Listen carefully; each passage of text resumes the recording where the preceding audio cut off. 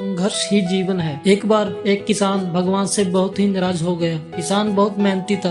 बहुत मेहनत से वह खेत में अनाज उगाता, उसकी देखभाल करता, पर अक्सर उसकी फसल खराब हो जाती। कभी सूखा पड़ जाता, कभी बाढ़ आ जाती, कभी तेज धूप, कभी आंधी, कोई न कोई कारण बन ही जाता, उसकी फसल खराब हो जाती। एक दिन वह किसान गुस्से में आसमान की ओर देखकर भगवान से कहा, हे ईश्वर, आपको लोग सर्वदाता मानते हैं कि आप सब जानते हैं, कहते हैं कि आपकी इच्छा के बिना एक भी पत्ता तक नहीं हिलता। और मुझे तो लगता है कि आप छोटी सी छोटी बात भी नहीं जानते हैं। आपको तो ये भी नहीं पता होगा कि खेती कैसे करते हैं। अगर आप जानते होते कि हर समय जो बाढ़, आंधी और तूफान आते हैं वो कभी नहीं आते। आप नहीं जानते कि कितना नुकसान उठाना पड़ता है हम किसानों को। यदि आप मेरे हाथ में ये शक्ति दे दे कि जैसा मैं चाहूँ वैसा मौसम कर दूं, फिर आप देखना अन्न के भंडार लगा दूंगा। भगवान इस किसान के तीखे वाक्य सुनकर मुस्कुरा रहे थे और किसान के सामने प्रकट हो गए। बोले, बेटा, मैं आज से तुम्हें ये शक्ति देता हूँ कि तुम अपने खेतों पर तुम्हारी जैसी इच्छा हो तुम वैसा मौसम कर दोगे। मैं बिल्कुल भी दखल नहीं दूंगा, तुम्हारी इच्छा के अनुसार ही सब कुछ होगा। किसान बहुत खुश हो गया। गेहूं की फसल अपने खेतों में बोई। जब उसे लगा कि खेतों को धूप चाहिए तो खेतों को धूप मिले, जब पानी बरसना चाहिए तभी पानी बरसा। आंधी, तूफान, बाढ़ कुछ भी उसने अपने खेतों पर आने नहीं दिया। किसान के खेत में इस वर्ष ऐसी फसल हुई जैसी कभी नहीं हुई थी। हरी भरी लहराती फसल। मन ही मन वह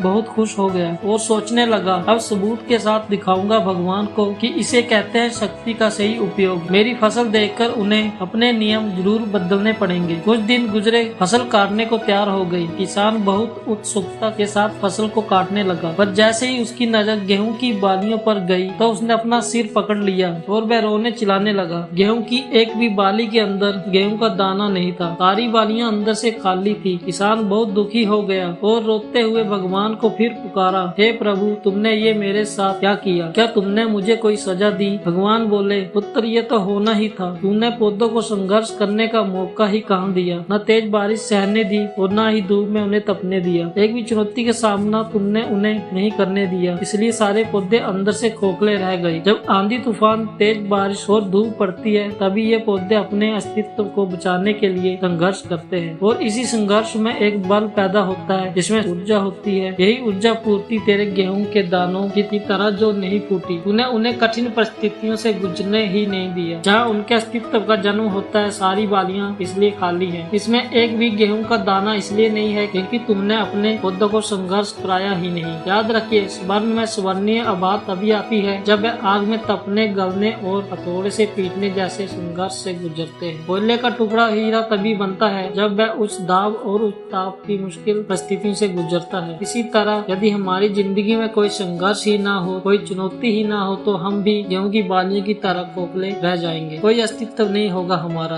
किसी ने सच ही बोला है, जिंदगी जीना आसान नहीं होता। बिना संघर्ष के कोई महान नहीं होता। जब तक ना पड़े हथौड़े की चोट तब तक पत्थर भी भगवान नहीं होता। तो दोस्तों, ये कहानी आपको कैसी लगी? अच्छी लगी हो तो लाइक, शेयर, सब्सक्राइब जरूर करना।